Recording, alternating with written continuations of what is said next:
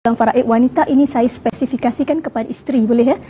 Spesifikasikan kepada isteri, maksudnya dari segi isteri, pembahagian faraid bagi seorang isteri sekiranya isteri itu tidak mempunyai anak, bahagian faraidnya adalah sebanyak 1/4 dan sekiranya mempunyai anak, bahagian dia adalah 1/8 daripada sini. Dan apakah tadi soalan tadi, wujudnya harta pusaka beku ini dan mengapa harta pusaka ini berlanjutan beku sehingga sekarang.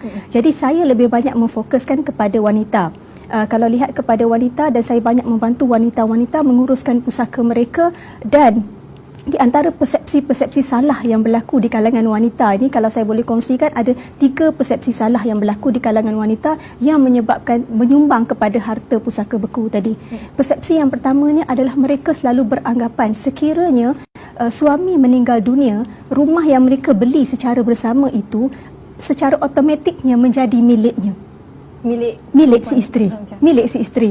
Tapi realitinya apabila berlaku kematian suami, isteri perlu melalui proses-proses tertentu bagi mendapatkan surat kuasa, dan apabila telah mendapat surat kuasa barulah harta tersebut boleh dibahagikan.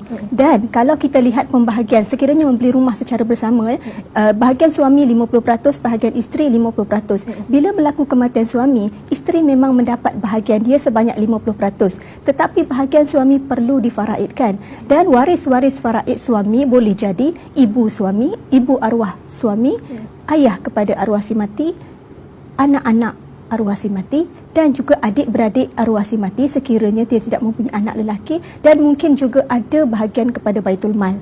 So ini adalah persepsi yang salah, bahawa apabila berlaku kematian suami, maka harta itu berpindah milik secara automatik menjadi hak milik isteri sebanyak 100%. Itu adalah persepsi yang pertama, salah faham. Salah faham persepsi yang kedua adalah mereka beranggapan bahawa harta berpenama, seperti contohnya EPF ya, harta berpenama apabila suami menamakan harta itu kepada isteri sebagai penama, isteri beranggapan bahawa harta itu adalah menjadi miliknya sebanyak 100% apabila berlaku kematian suami. Jadi sebenarnya apabila suami melantik isteri sebagai penama, isteri hanyalah bertindak sebagai administrator ataupun orang yang mentadbir harta penama tersebut. Dia boleh menuntut, isteri boleh bila berlaku kematian suami, isteri boleh menuntut harta berpenama tersebut, contohnya EPF, dan mengambil duit tersebut, tetapi perlu mengagihkan mengikut faraid.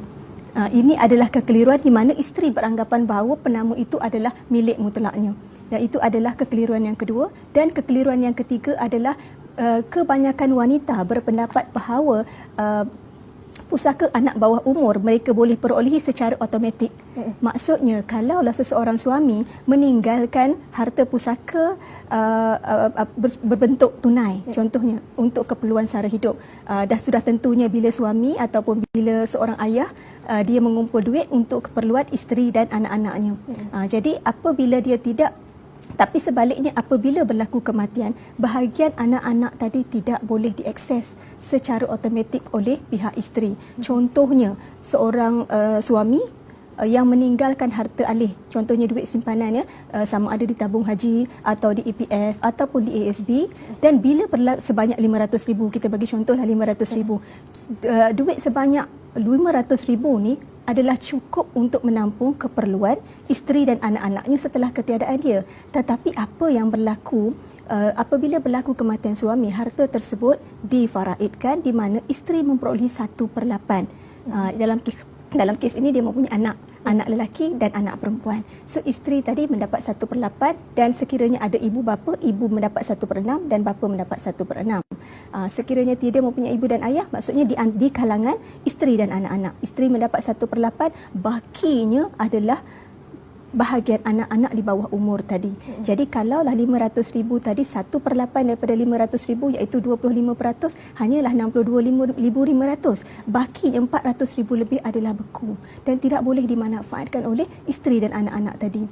Jadi inilah yang menyebabkan senario realitinya. Realitinya isteri terpaksa menggunakan bahagian 1/8 yang diperolehinya tadi untuk membiayai kehidupan anak-anak tadi. Jadi itu adalah salah faham yang berlaku di kalangan wanita, kerana saya banyak memfokuskan kepada wanita.